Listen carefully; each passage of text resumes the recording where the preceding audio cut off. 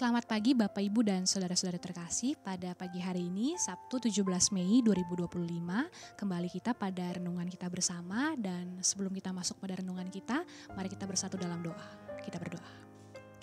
Ya Allah yang maha baik, kami mensyukuri setiap penyertaan dan kasih karunia Tuhan dalam kehidupan kami, sehingga kami mampu melalui setiap istirahat kami dengan baik. Itu semua pertolongan Tuhan.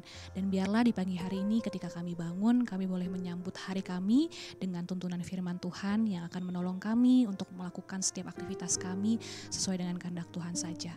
Berfirmanlah ya Tuhan, sebab kami siap mendengarnya. Amin. Bapak Ibu dan saudara-saudari terkasih, pada hari ini tema kita adalah pemimpin kudus. Bacaan Alkitab kita diambil dari Daniel pasal yang ke-7 ayat yang ke-27. Dan saya akan membacakan di ayat yang ke-27a. Pemerintahan, kekuasaan, dan kebesaran kerajaan-kerajaan di bawah semesta langit akan diberikan kepada orang-orang kudus, umat yang maha tinggi. Bapak, Ibu, dan saudara-saudari terkasih, pemimpin adalah sosok yang berdiri di depan untuk memberikan teladan. Ia juga berada di tengah guna, memotivasi, dan juga menyemangati. Pemimpin itu juga berada di belakang untuk menopang dan mendorong kemunculan pemimpin-pemimpin baru. Karena itu, pemimpin harus melayani dengan komitmen dan juga integritas. Daniel dalam sebuah penglihatan menyampaikan betapa istimewanya seorang pemimpin. Mengapa? Kata Daniel, pemerintahan, kekuasaan, dan kebesaran kerajaan itu diberikan oleh Tuhan. Jadi secara hakiki, pemerintahan dan kekuasaan itu baik adanya. Pemerintahan dan kekuasaan ada untuk mengusahakan kesejahteraan rakyat.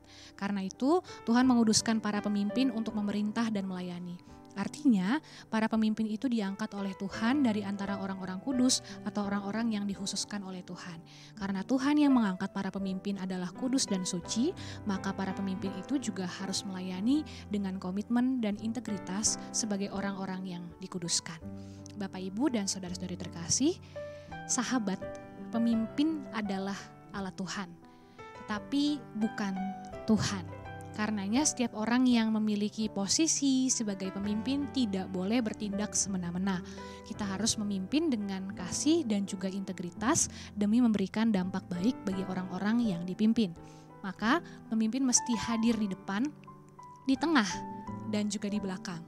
Karena mereka yang dipimpin sehingga ia dapat melayani secara total sebagai orang yang dikuduskan oleh Tuhan. Mari teman-teman, mari Bapak Ibu sekalian, kita bersatu hati, kita menutup renungan kita berdoa. Tuhan, kami mensyukuri bahwa pemerintahan, kekuasaan, segala sesuatu yang terbaik yang ada dalam kehidupan kami semua Engkau berikan. Karena itu pemerintahan dan kekuasaan adalah sesuatu yang menjadi alat untuk dapat menyampaikan damai sejahtera dan kasih Tuhan bagi orang-orang di sekitar kami. Biarlah ketika kami memiliki peran sebagai pemimpin dan biarlah juga kami boleh memimpin orang-orang di sekitar kami dengan penuh kasih Tuhan, dengan penuh kebaikan dari Tuhan. Biarlah apa yang kami lakukan kiranya juga boleh memberkati banyak orang melalui kehadiran kami sebagai pemimpin.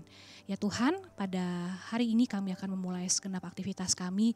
Biarlah kami memulai dan juga Engkau tuntun kami untuk menyelesaikan semua aktivitas kami.